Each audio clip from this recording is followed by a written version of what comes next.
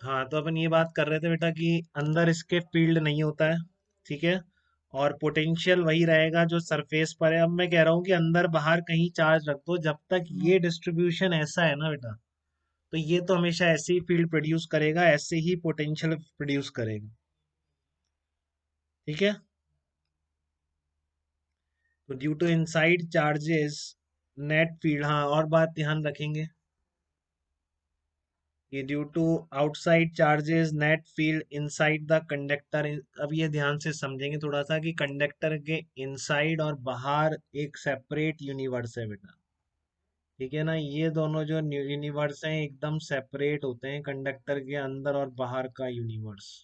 क्योंकि बीच में कंडक्टर को थोड़ा सा बड़ा करके दिखा दिया मान लो एक शेल है आपकी, अब कंडक्टर की बात कर रहा हूँ मैं, डिस्ट्रीब्यूशन की बात, एक कंडक्टिंग शेल की जैसे बात कर रहा हूँ। तो एक तो वो 6 प्रॉपर्टी यूज करेंगे आगे प्रॉब्लम्स में, एक ये बात मैंने आपको बता दी, एक ये वाली बात है जो मैं यहाँ बता रहा हूँ आपको। ठीक है ना, इसका भी मैं बहुत यूज करूँ। ठीक है। तो आप क्या कह रहा हूँ मैं कि कंडक्टर का अंदर और बाहर एक सेपरेट यूनिवर्स है बेटा। अंदर का फील्ड कभी भी बाहर नहीं जा सकता। ठीक है ना, मतलब अंदर कितने भी चार्जेस रख दो, अभी मैं ये कंडक्टिंग शेल ले रहा हूँ और उसकी यहाँ थिकनेस दिखा दिया आपको। अंदर कितने भी चार्जेस रख दो, कैसे भी डिस्ट्रीब्यूट कर लो, कुछ भी कर लो, इन सारे चार्जेस का ध्यान रखने वाली बात है बेटा, तभी क्वेश्चन हो पाएंगे। इसका बिल्कुल फॉर्मल मैथमेटिकल प्रूफ नहीं कर सकते, बहुत चीजें बहुत एक्सपेरिमेंटल होती है। ठीक है ना, इसका कोई मैं डिराइव करके ही दिखा दूं आपको, ऐसा नहीं है। बहुत सिमेट्रिक केस में दिखा पाऊंगा, बट मैं तो आपको जनरल बता रहा हूँ, किसी भी शेप का कंडक्टर हो, मैं ये कह दो चलो, ये थोड़ी सी थिकनेस दिखा रखी है मैंने। ठीक है ना, और अंदर आप कितने भी चार्जेस रख दो इस कंडक्टर के, ये सारे चार्ज मिलकर बाहर जो फील्ड पैदा करेंगे वो जीरो फील्ड प्रोड्यूस करेंगे। क्योंकि अगर हम मान लो आप फील्ड ड्रॉ करने की कोशिश करते हैं ना, ये सारी फील्ड लाइंस यहीं रुक जाएंगी बेटा, कंडक्टर के अंदर फील्ड लाइंस नहीं ड्रॉ कर सकते।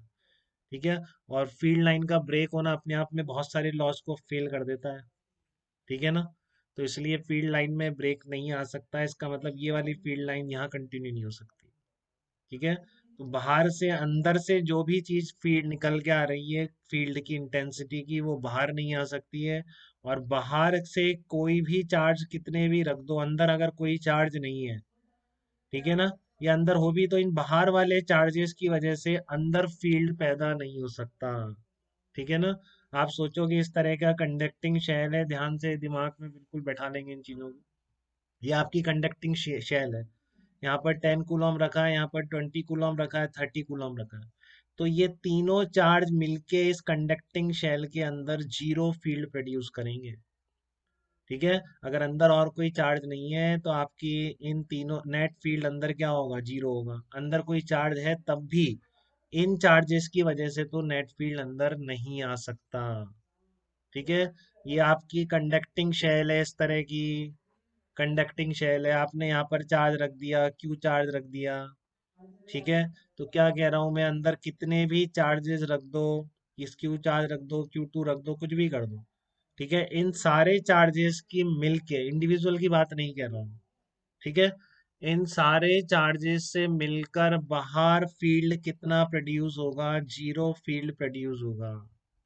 मान लो 10 कूलम रखा है, आपसे पूछा है -20 कूलम रखा है, दो अंदर चार्ज रख दिए कंडक्टिंग शेल के, यहाँ बताओ बाहर फील्ड कितना होगा, फील्ड जीरो प्रोड्यूस होगा। ठीक है। ये आपका कंडक्टिंग है, कंडक्टर है, आपने यहाँ पे 10 कूलम रख दिया, यहाँ से डिस्टेंस बता दिया आपकी R1, यहाँ से आपके बाहर रख दिया 20 कूलम, R2 बता दी, पूछ रहा है पी पॉइंट पर फील्ड कितना होगा। ठीक है।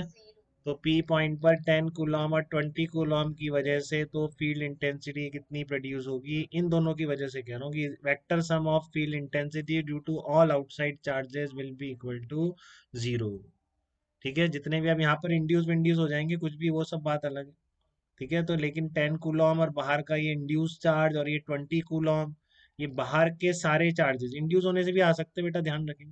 ठीक है ना, अब जैसे यहाँ पर क्यू चार्ज रखा आपने, ठीक है ना, तो यहाँ पर अभी देखेंगे इस पर इंड्यूस भी आ सकता है, इंड्यूस चार्ज भी लेंगे, तो वो इंड्यूस चार्ज और ये क्यू चार्ज, ये सारा चार्ज मिलके बाहर कितनी फील्ड पैदा करेंगे, जीरो पैदा करेंगे।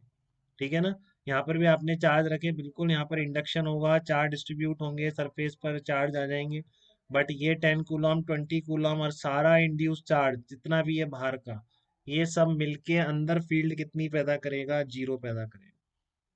ठीक है। तो पहले अपन इसलिए इंड्यूस करेंगे, फिर वो इंड्यूस इंडक्शन कैसे करते हैं वो देखेंगे। तो फिर बोलेंगे कि सारा चार्ज अंदर का और सारा चार्ज बाहर का, मतलब सारे चार्ज के अंदर की वजह से बाहर फील्ड नहीं आ सकता, और बाहर के सारे चार्ज की वजह से अंदर फील्ड नहीं जा सकता है। ठीक है। तो फील्ड बाउंड्री क्रॉस नहीं करता है, सेपरेट यूनिवर्स है। अब बात करते हैं पोटेंशियल की। ठीक है। तो पोटेंशियल क्या है कि ड्यू टू इन, आप देखो पोटेंशियल डिफरेंस कैसे लिखते हो, फिर मैं उसी फार्मूले पर जाऊंगा कि आप पोटेंशियल डिफरेंस कैसे लिखते हो। पोटेंशियल डिफरेंस लिखने का क्या तरीका है आपके? वही है V A minus V B minus B to A E vector dot D L vector. ठीक है।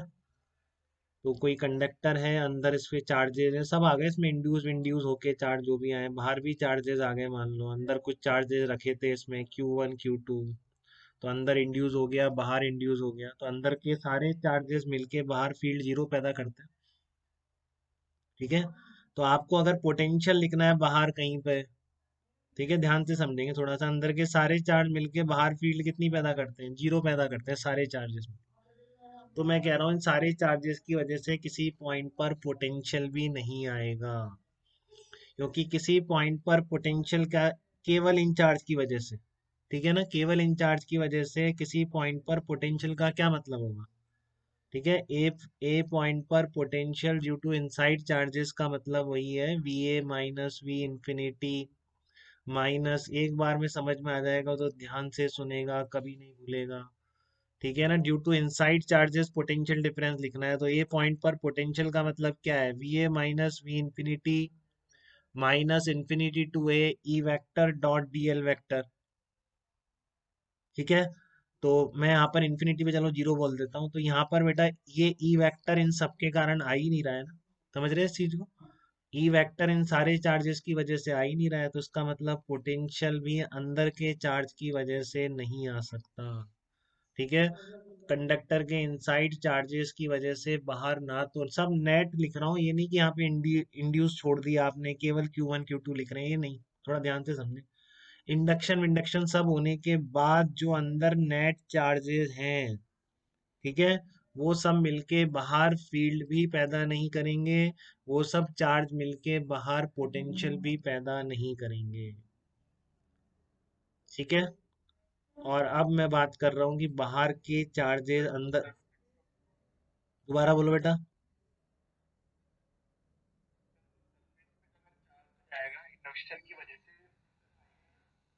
नहीं नहीं आएगा ना, वो बाहर का हो गया ना बेटा, सरफेस पे हो तो बाहर आ गया ना, मैं तो इनसाइड की बात कर रहा हूँ। सरफेस पे हो तो बाहर आ गया ना बाउंड्री के। ठीक है ना। इंड्यूस होने के बाद कुछ अंदर माइनस रहा, कुछ बाहर प्लस आया, या अंदर प्लस रहा बाहर माइनस रहा, वो सब आ जाए। बट मैं कह रहा हूँ जो सरफेस पर आ गया वो तो बाहर आ गया, उसकी वजह से बात नहीं कर रहा हूँ, मैं कह रहा हूँ जो नेट अंदर बन गया चार्ज जो आपने रखा था, या जो इंड्यूस हो गया, वो सारा मिलके बाहर ना तो फील्ड पैदा करेगा, वो डिस्ट्रीब्यूशन ही ऐसा होगा अंदर चार्ज, और ना ही वो बाहर पोटेंशियल पैदा करेगा। ठीक है। तो बाहर के चार्ज की वजह से अंदर फील्ड तो नहीं जाएगा, ये बात भी बता चुका हूँ। ठीक है। अंदर के चार्ज की वजह से बाहर फील्ड नहीं आता, बाहर के चार्जेस की वजह से अंदर फील्ड नहीं जाता। ठीक है। अब मैं आपको बता रहा हूँ कि अगर बाहर के चार्जेस हैं, ठीक है, बाहर के चार्जेस हैं, तो मतलब अंदर भी रख सकते हो आप, इंड्यूस हुआ जो बाउंड्री के सरफेस पर आ गया, और बाकी जो और कहीं रखा हुआ सारा बाहर का चार्ज। ठीक है। क्या वो अंदर पोटेंशियल पैदा कर सकता है क्या? क्या वो अंदर पोटेंशियल पैदा कर सकता है क्या? उसकी वजह से क्या अंदर पोटेंशियल लिखना पड़ेगा क्या?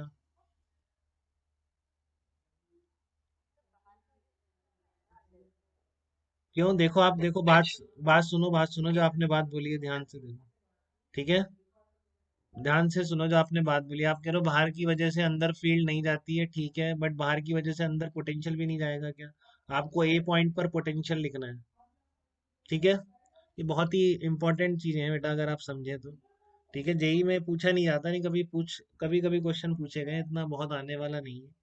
ठीक है। बट समझना इसको ध्यान से पड़ता है, क्योंकि एक आध भी आ गया तो हम क्यों गलत करें। ठीक है ना। क्योंकि कहानी ये बहुत इंटरेस्टिंग है और कैलकुलेशन मिस्टेक का चांस।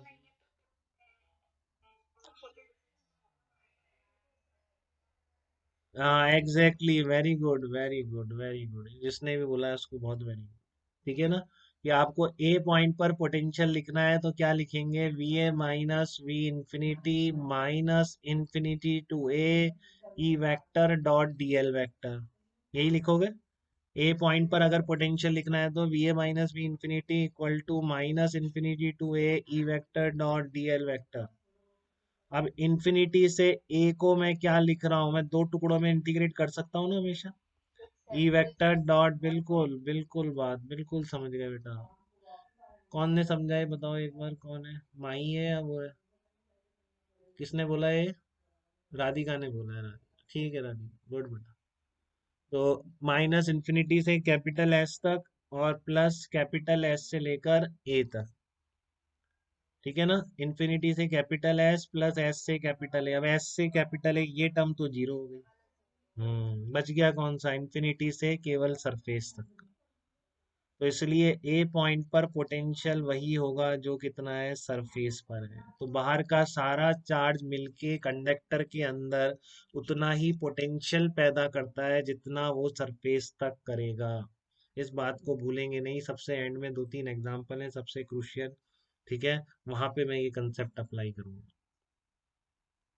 कि अंदर जो नेट पोटेंशियल है बाहर के चार्जेस की वजह से वो उतना ही आता है जितना कि सरफेस तक आता है। फिर ध्यान से समझिए, नेट से मेरा मतलब हमेशा इंडक्शन के बाद जो डिस्ट्रीब्यूशन हो गया है, वो इंडक्शन से डिस्ट्रीब्यूशन कैसे देखेंगे वो अपन देखने वाले हैं।